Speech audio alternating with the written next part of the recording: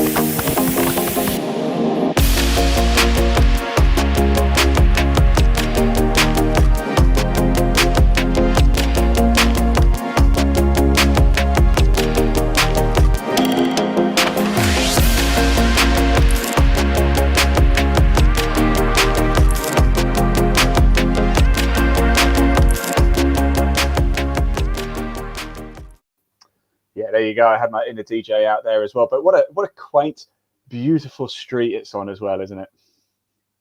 It is, yeah. It's typical of Burnham-on-Crouch, really, because it's a really nice little town. It's out on the Dengie Peninsula, which is sort of just south of Malden, and obviously you're on the River Crouch as well. So it's a really sort of popular sailing destination as well. You got all the yacht clubs, and there's the big marina down there as well. Not too far, just a short walk from the property. So again, you can be into the town centre. I mean, it's a fairly small town centre. We've got little supermarkets, plenty of nice little restaurants, some good pubs. Then you go down onto the quayside, and you've got some waterfront pubs as well. And it's a really nice place to go on a sunny afternoon watching all the boats go past. Oh, it sounds like absolute heaven, doesn't it? There it is on your screen once again. That's lot number 9 going under the hammer in the Clive Emson June auction. If you do want to find out more about that one, of course, download the legal pack. Just scan that QR code up there, or type in the website cliveemson.co.uk. Right, Paul, we're going to move on to the next one as well. So let me create some magic here and move over to lot 117. There you go. We've got some land. Is that it? That's the magic, is it? Right, okay. Yeah, that's about as magical as it gets. But we're not the stars of the show. The lots of the stars of the show, aren't they? So lot 117, here's a little look at it. Tell us a bit more about this. It's a field. No. It is a field, yeah. It's a parcel of land, and it's in Hertfordshire, just in a place called Arkley, just outside Barnet. So not far from Boreham Wood, Barnet, that sort of area, sort of equidistant between the two, really. But it's just a nice sort of rural location, just on the edge of town, and it's really popular sort of location. There's some nice houses there. There's a house estate just a little further up as well. But this has been used for it's about 2 acres, just over 2 acres of land. The gate off the road as well. And it's been used for grazing horses. I think you could see right in the distance a little white speck, which was a horse just in the field. But it's all been sold with vacant possession. So yeah, in the tree, right in front of you, right at the far end, there's a horse over there. That's a horse, is it? I can see something there. Yeah. If you can see that, comment below. Then confirm, is that horse or is it? So yeah, it's who knows what, I mean, in terms of it's a greenbelt parcel of land as far as we know. It can be used for grazing horses. It may have other uses subject to all the necessary consents, but there's been really good interest since the lots all went live. So no, I do think this one's going to go quite well. It's got a guide price at £50,000 to £60,000. Fingers crossed for the client's point of view that it goes for a bit more than that. Got a little video to play of it. I think this is only a short one, isn't it? But I must say, location, and I imagine. I think you get a TV show out of that. I don't know. I don't think it's very catchy. Catch on that one. But the location, we talk about that Barnet, Boreham Wood nearby, of course, Elstree Studios, very close to that is, I would imagine, a very sought after location, sort of Hertfordshire, North London, but sort of South Hertfordshire, isn't it? Let's take a look at the video and see what you think.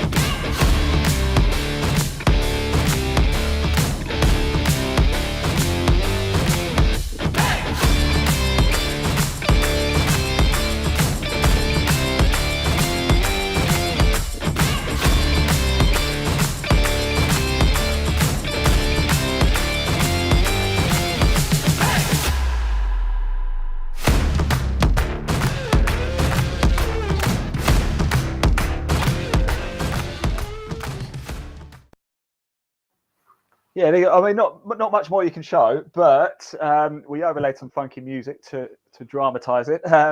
But I do think if you're looking for some sort of investment, I mean, that location, I can't stress it enough. If I had the money, I would be seriously interested because I Well, think that's land always sells really well, and I say I didn't make it anymore, I suppose. So it's one of the, it's one of those things that, you know, if you're looking for a couple of acres, whether it is to graze horses, whatever it might be, you know, looking at future development, you know, because there are always, you know, the boundaries for development always change. So, you know, it may be in future that could be incorporated within the village envelope, and things change. So who knows?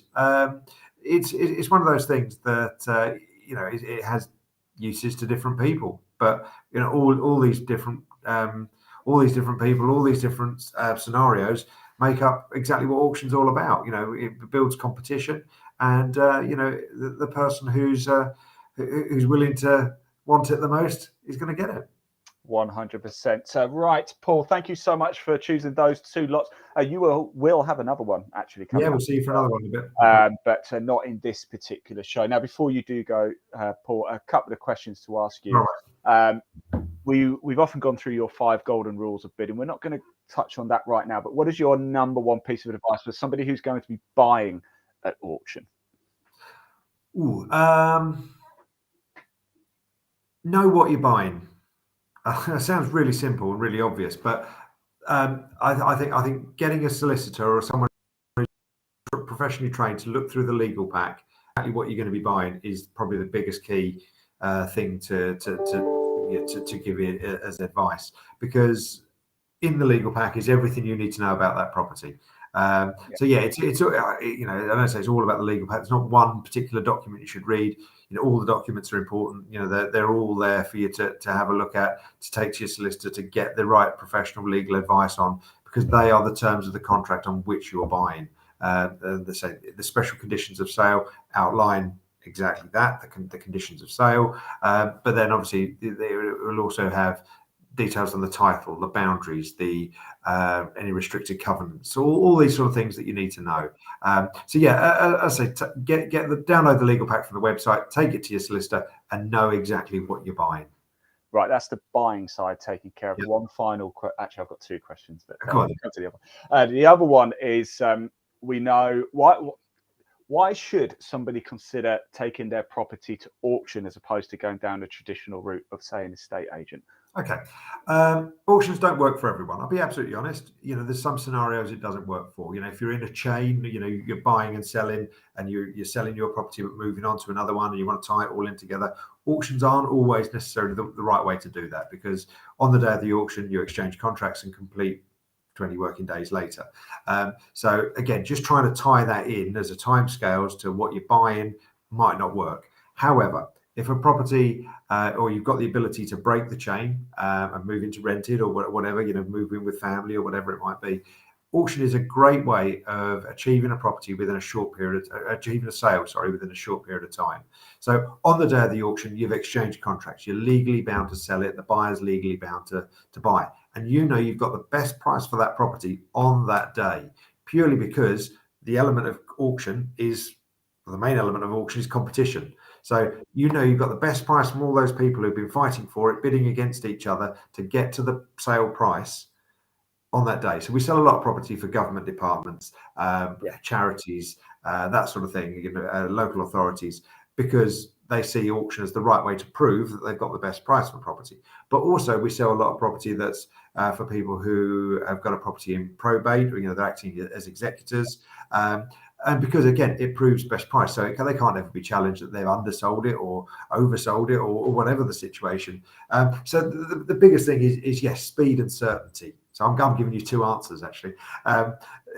You've got certainty that on the day of the auction, you know you've exchanged contracts and you're legally bound. But the speed of the whole transaction is so much quicker. On the open market, say, for example, on week 1, you get an offer.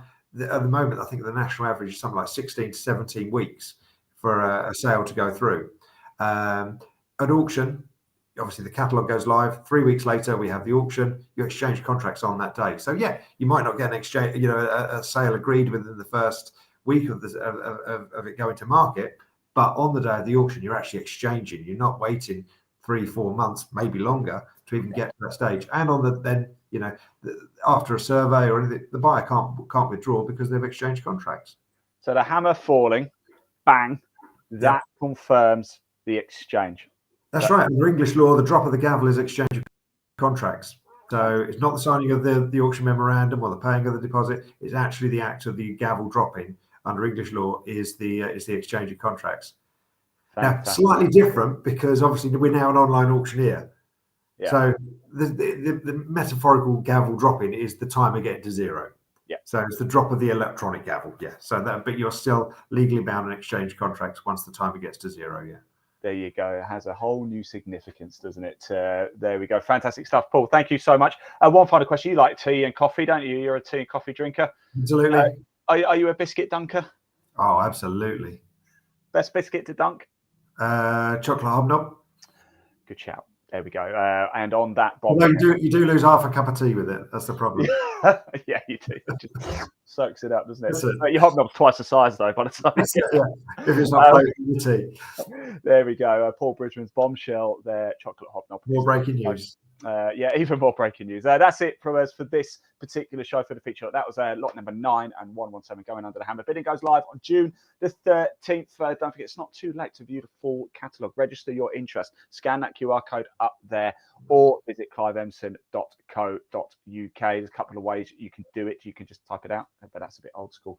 Or you can, of course, click the link in the body of this broadcast. Paul, thank you so much. Good luck with the auction, although we will be seeing you again very shortly for another feature lot that you've chosen. Thanks for watching, everybody. Thanks ever so much. Cheers, everyone. Bye. We've sold thousands of lots to people willing to exchange on the day and complete within 28 days. Property auctions made quick, easy and simple. Clive Emson Land and Property Auctioneers.